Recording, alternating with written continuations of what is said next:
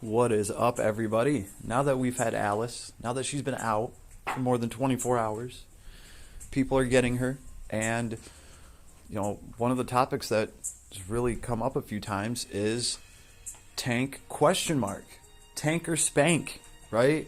Is Alice a tank? Can Alice be a tank? Is it a good idea to have Alice be a tank? Because I keep seeing this pop up. And a lot of, well, not a lot, but a couple people, and I think this is my fault for releasing the videos in the order that they went out, because I covered the items a little bit in one vid, kind of went over them, and then I talked about them a little bit more in my other vid. And when I uploaded those vids, I didn't realize that one of them was going to be done uploading before the other one. I actually wanted them to drop in the other order. So what are you gonna do? I figure we might as well discuss it, since I've been hearing from people they're going to make a tank build out of her. And you know what? I could see why. Okay, first and foremost, I could see why. If we go to the gacha and we look at her banner, if we just look at her, not this, where is it? If we just look at her as a character, right? When you're looking at these character stats, obviously, well, the first thing you're going to notice past the hit points is going to be the highest stat, right? That's just a pattern you're going to pick up when you're scanning over character stats. And of course, this girl's actual highest stat is defense, right?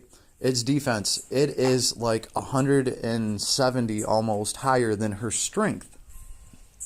So of course, people are going to see that and be like, that's tank material right there, right? Because she's got a defense there that is, baseline tank. That's what a lot of tanks are starting off with. That is a really good, solid defense.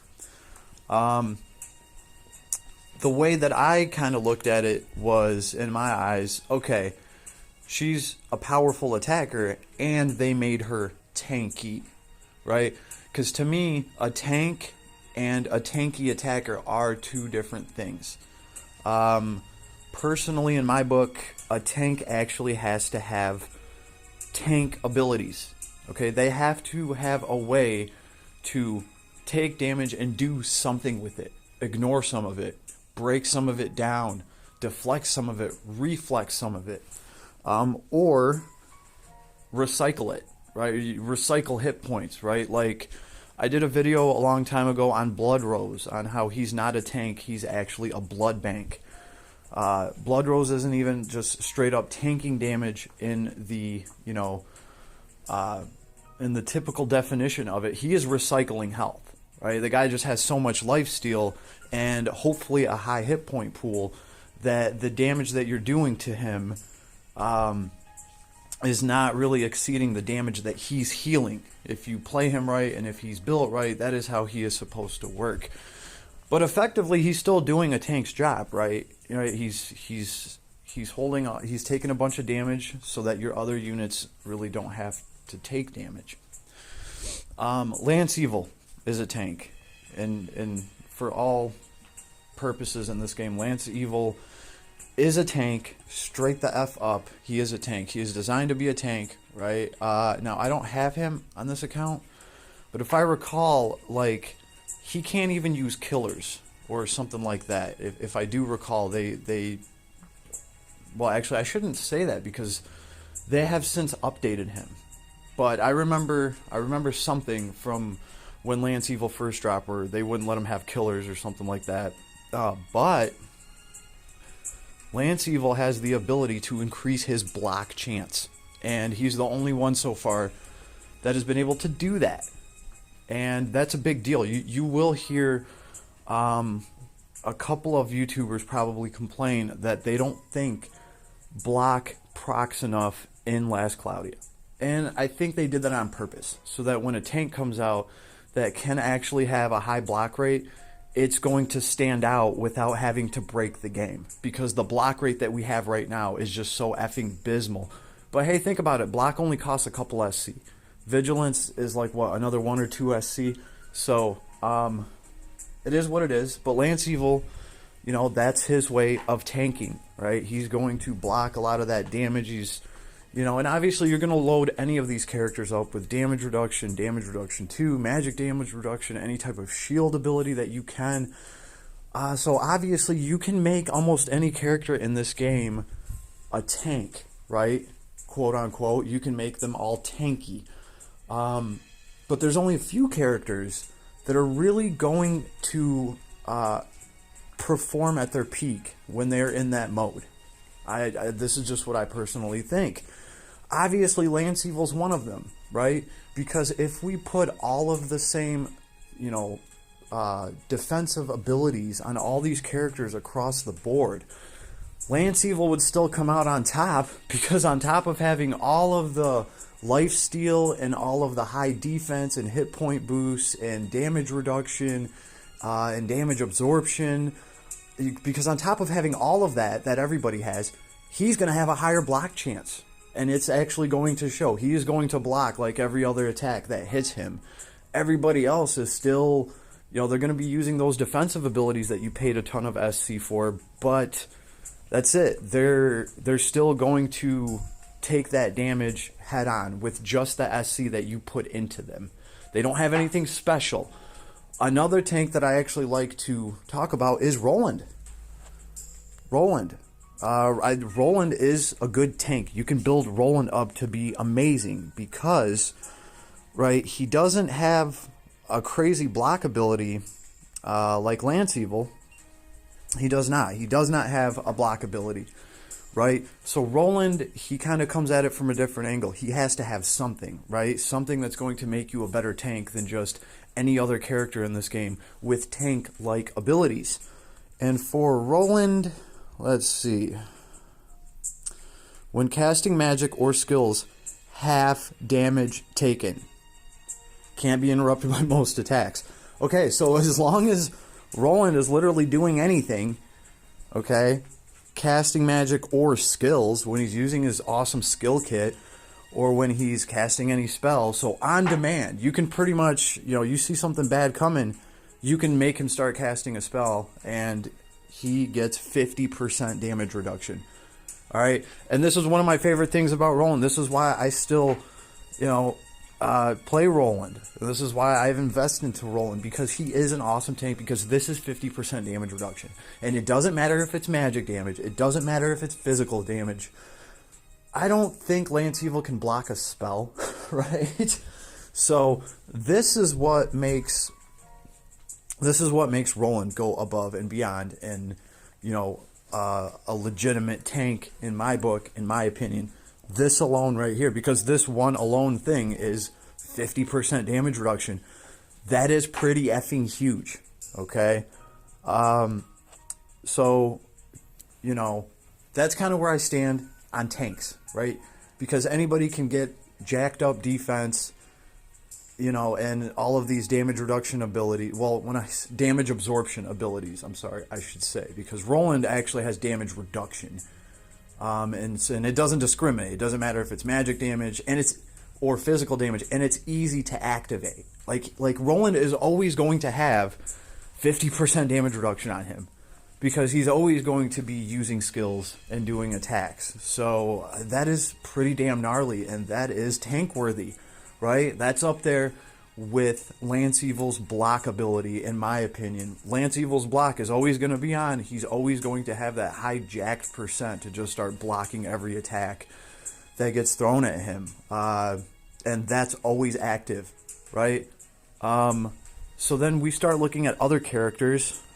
And actually, Prince Gorm, obviously a great tank. And he's a good example to talk about. I haven't played with him in a while, but obviously he is a tank, and they give him support. So his S4 is like a heal for everybody. And another thing that's interesting about him is he has a very useful kit because of crowd control, right? That's what you want your tank to do. Your tank needs to be able to crowd control. It needs to be able to get aggro, right? Or what's to stop all the enemies from just getting around your tank and just beating the shit out of all the casters in the back, right? And this guy has abilities that, you know, throw people up. They pretty much just jam up the enemy. So that is just something very good to have, like if you're trying to run somebody as a tank, right? You know, Roland has a great kit for this. He's gonna hit everybody, do a bunch of damage to them, and aggro them, right? And while he's hitting them, he has 50% damage reduction. The point I'm trying to make is, typically with a tank too, they're going to try to throw in some sort of support, right? Either you're going to be holding the enemy up with your tank and aggroing everybody, or you're going to have some sort of ability to maybe heal your team or give some sort of them a defensive bonus. There's another thing too. Roland has a charisma ability that, you know, gives you some stats and stuff. I mean, it's tank-like, right? I mean, he's got something that he's offering to the team, right? And obviously these guys are wearing some heavy armor. They're going to have great defense. Let's see. And then that's pretty much it, in my opinion, so far. Last Cloudia has not really tried to do anything crazy with tanks so far. Okay, we got Ray, right? Why Ray could be a tank. Ray's a super tanky character. He can be a tank. But should Ray be a tank, right? I don't know. I haven't messed around with him. He doesn't have any. Actually, you know what? I take most of that back, actually, because Ray does get damage from humans, gods, and demons minus 20%. So he does get like a 20% damage reduction from a lot of different sources. So he can be tanky. Now remember, Roland's getting 50% every single time he does anything. But obviously, Roland does not have a skill kit like Ray does, right? So there's the trade-off right there, which is why I still think Roland is probably a better tank than Ray, which, you know, could be really arguable because Ray has crazy stats and a ton of hit points. If you have his items, he's got like continuous healing. I mean, Ray's still got a lot going on, but that's 50% damage reduction all the time when Roland's using his skills, versus 20% damage reduction from humans, gods, and dragons. Yeah, right? I mean, it's cool that he doesn't get to flinch and stuff, but as far as taking damage, that's kind of what I look for a tank. The point I'm making is, to me, I just don't think it's worth it with Alice. I've seen a couple people say that they're going to do it. Let me know how that goes, guys. Like, hey, I could definitely be wrong about everything. You know, I've never claimed to be right. I don't think Alice has to be one thing or another. I don't think any character in this game has to be one thing or another. But as far as like real tank ability goes, again, my stance on it is I see Alice as a tanky attacker. But a full-blown tank, I don't know how that's gonna go. I personally feel that the item that they added, the armor piece, just kind of looking at that, to me, that is something that they added for new players. In case you do need to kind of use this girl as a tank, you can run through the game, and if you run into any content that's doing thunder damage to you, at least you have that cloth to put on her. What is going on here? Yeah, at least you have that cloth to put on her to get rid of the minus 40% lightning like resistance that she has. So that's kind of the way that I look at her armor, and on top of that, it's cloth armor. Let's look at this thing. And I think that if you're going to really use her as a tank, like, I would put heavy armor on her and give her some armor that has a lot more than 92 defense and 41 mind to put on her. I mean, because she's got a high defense base stats, but obviously you could get a super high defense if you put like some kind of full plate on her with, you know, 200 defense instead of 92, and instead of 41 mind. I mean, this thing has 500 hit points. It's cool, and it is given some strength, but we are talking about like a tank build.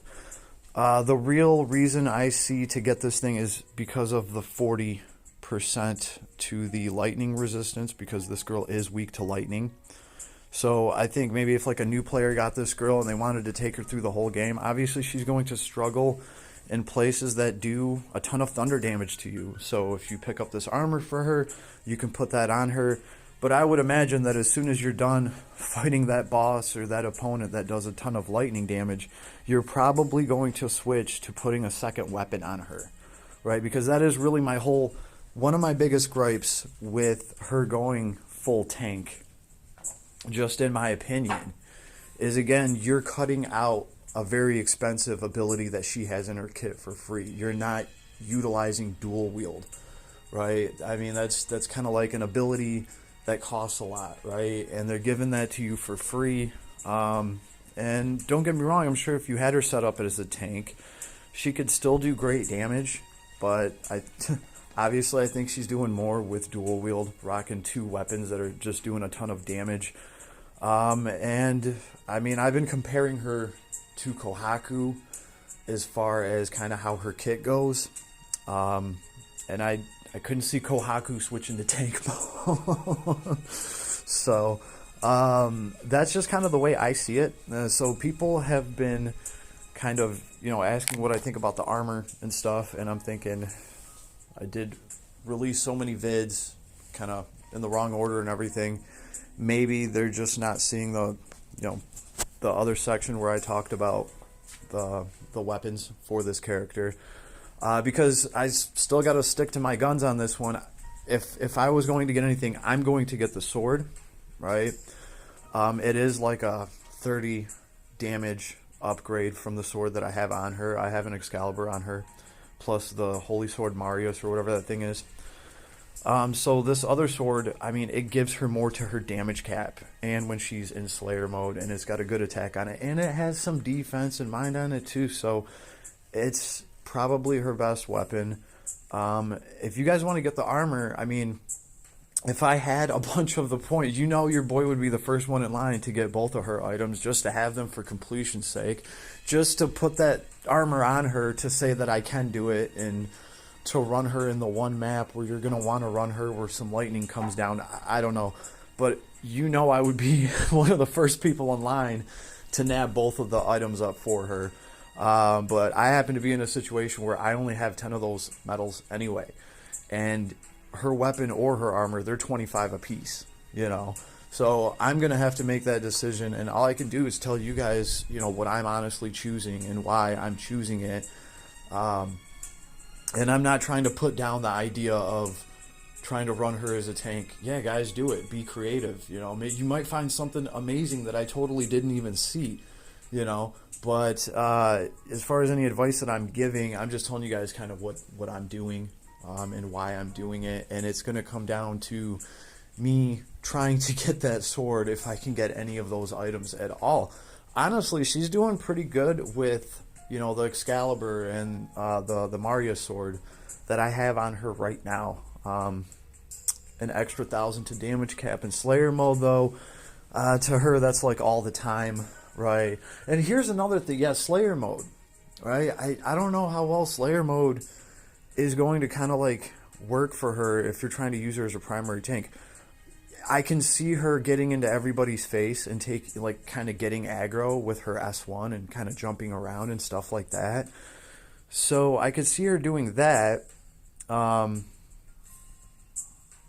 Yeah, I don't see how Slayer mode is going to help actually tank anything, because if I recall correctly, Slayer mode is actually it might be bad for tanking, because if I do recall correctly, let's see. And we will also go over crisis prevention and try to factor that in. Where is this thing? Slayer mode. Temporary SCT recovery speed. Great. That's great. Skills, special, use hit points for more damage. So if my skills and specials are using my health to do more damage, that's probably not what I'm going to want to do as a tank, right? I don't want to eat up my hit point pool, especially if I'm supposed to be tanking for a whole party and just taking a bunch of hits. So it's also counterintuitive to her Slayer mode, personally. I mean, I just don't see how that's going to help her, tank at all. So other than the super high defense, she doesn't really have like anything in here that is, I mean, don't get me wrong. Let's give her credit where it's due. Where are these things? I didn't even get any of her. I was just going to look up her skills here that give her 2 defensive stats. They give like what? Hit points. It would be, I mean, she's got auto protection, anti-fizz armor, chance to negate physical damage. This would be something that a tank would love. The thing is, I did look into this. This is a small chance. Could be useful, right? So she's got that, and she has 2 abilities that are giving. One of them's like 12% defense and 12%. They're defensive stats. They're 2 defensive stats bundled together. And we've been seeing these come out on these newer characters. So, I mean, yeah, she has stats there to buff up her defense, and obviously that's how this girl has such a high defense, right? And she does have anti-fizz armor, right? That's not going to proc very much. This is going to proc less than block, from my understanding of it. Yeah, so she's got that going for her. Unless there's some sort of way to tweak that or anything. Like if her cloth armor had an ability to increase the percentage for her ability to ignore physical damage, that would be something, okay? I think then we would be having somewhat of a different conversation.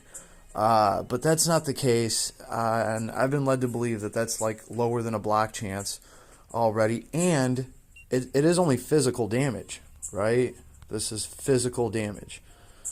Yeah, it's going to be chance to negate physical damage. So it's not even giving you a way to ignore some of all damage. It's only giving you a way to ignore some of physical damage. And then let's see. When close to death, automatically use 10% of max MP to greatly recover hit points. Yeah, that is good for a tank, right? But it's also kind of a common thing. Like a lot of characters have something like that. If something's mowing through your hit points and this activates, I mean, if you don't have a way to tank the damage, they're just going to keep mowing through your hit points and your character's going to die. This is just going to prolong your life a little bit, right? Obviously, when Roland has something like this, he also has like his 50% damage reduction, right? Like for the whole time that he's doing stuff before he dies. And that is 50% to magic and to physical as well, right? And obviously, you can give abilities like this to Lance Evil too. Lance Evil can have multiple lives, sure, and he's going to block the whole time, like, and actually block stuff. So comparing that to a small chance to negate some physical damage, it just doesn't make sense to me. And even Lance Evil, an ability like block's not even good enough for him. They have to jack up his rate, right? And this ability works about as good or less than good as block. So I can't really see that much coming out of it. She does get a chance to temporarily make receive damage minus 15% and evade physical attacks once per wave.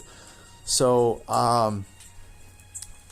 again, this it's kind of like, it's pretty good, but it's 15%. Like, for us to really be talking about this would have to be a higher percent.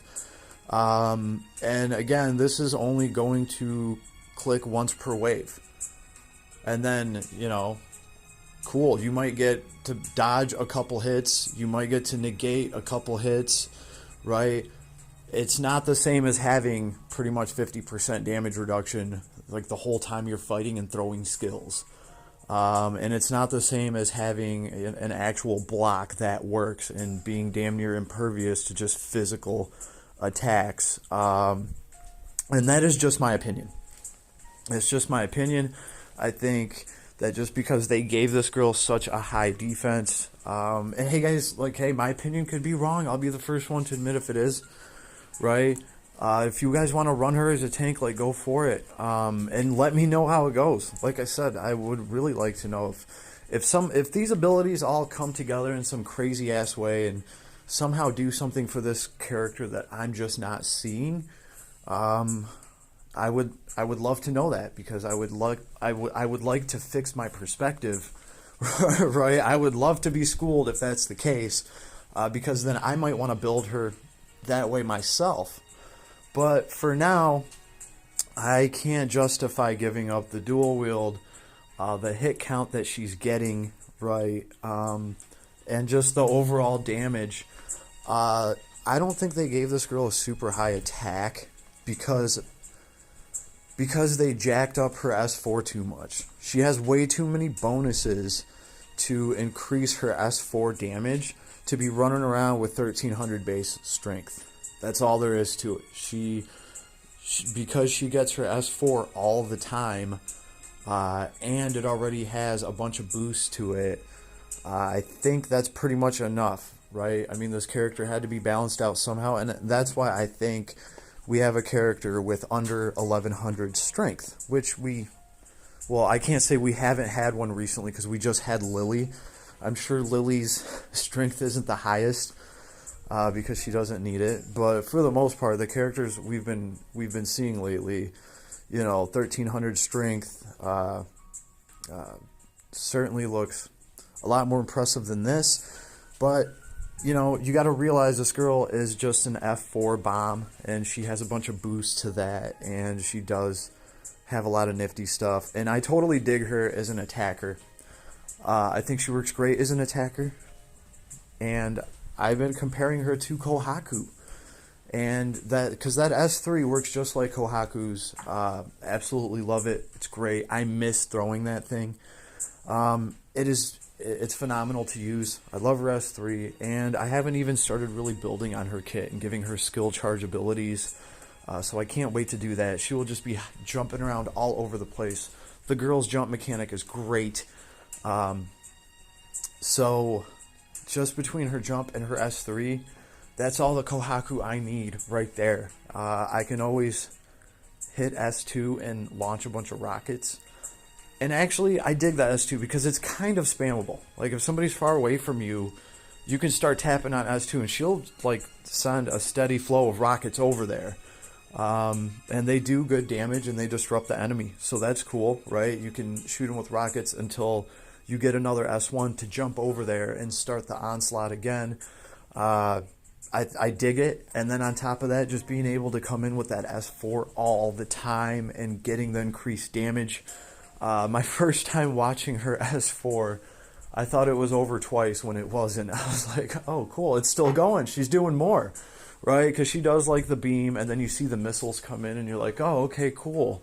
And you think it's over, and then she's like, nope, gotcha, bitches. I still have this, I don't even know what it is. She makes some kind of field around her, and it just hurts everybody a lot. So I totally dig it, and, that was the first thing going through the back of my head is holy cow, there's actually a lot here for her S4, and this thing charges all the time. That's what this girl's bread and butter is. That's what I personally think. There's a certain girl out there that can empower people's S4s even more. You guys might know who I'm talking about. So I think that would work very well with this girl because her S4 is already so jacked, right? And as far as tanks go, this is probably kind of my final point. As far as tanks go, a good tank S4 would, and I know I'm going out on a whim here. I'm calling myself, but this is a good tanks S4 right here. Luxury medicine recovers hit points for all allies. This is the ideal S4 for a tank, especially if it procced as quick as Alice's S4 proc, and you could use luxury medicine all the time, that would just be badass. Of course, everything here is just my opinion. That is all this video is. I'm not telling you guys what to do or what to not do. I'm just giving you guys my opinion on what I think of a character and her stats, and what they were thinking and what they were trying to think and why they were trying to build her that way. I see them pretty much setting up a blueprint for a dual wield character that just does a shit ton of holy damage. She has a pretty strong weakness to one element, right? And so they put a piece of gear in the shop so that you can get rid of that element. But really, other than that, I don't think it's the most amazing piece of gear in the world. I dig her sword more. And the proof's in the pudding, because I'm probably going to have to choose one of those. I can already tell you right now, your boy's choosing that sword, even though I have two pretty decent swords, already grinded out. Now, if I was a new player and I just pulled this girl and I had the resources, obviously, I would get both of those items. And maybe I would have to use her as a tank to clear some content, right? And then maybe I might want to go in there and put that armor on her if I'm trying to tank against something that's doing lightning damage. You know what I mean? Or if I'm just having a bad run through some content that is filled with lightning damage. That is, that's the way I see it, and that would really help a newer player to be able to kind of neutralize that weakness of hers. But the other thing is you can naturally take that weakness away from her, right? This girl does not have to run with -40 to her lightning resistance. Okay, thunder shield, lightning shield, whatever. It's 20% less damage from that element. So it's effectively giving you 20% resistance, right? So that's going to take her -40 down to a -20. And then there's other ways to soak up. What is it? Earth wall, thunder wall. One of the walls, you can throw a wall up, right? That will add to your resistance. So it's not like this girl actually has to be hit by some lightning element when her resistance is at a -40 or 50%. There's still ways to shield this girl, and obviously anybody that's going to build her and play her, they're going to know that, and they're going to teach her these things, right? So I could kind of only see the item being necessary, the armor, if you're a new player and you don't have these arcs grinded out and you don't have all this thunder resistance stuff to teach her. That's kind of the way that I see it, right? Because, what are we going to do with it, right? Is there going to be a fight where I have to bring Alice and really put that armor on her for her to get through that fight because there's a bunch of lightning damage? For me, I would just rather, at that point, I'm just going to put a different character in and use a character that's not weak to lightning. That's kind of just the way that I look at it. But as a new player, somebody that just rolled her, you might not be able to do that, right? So your best bet might be just to get that armor piece for her to help you get through all the content. And I think this girl could definitely do it, right? And I guess the last thing I will say, even if you do build her as a tank, it is cool to have that dual wield in your pocket. You could switch anytime you want to. Well, it's not like you can pause in the middle of a map and be like, oh yeah, let's swap out for dual wield. That would be cool and all. But it is nice to be able to, I guess, try to get more damage out of your tank and let her run a dual wield setup. I don't know.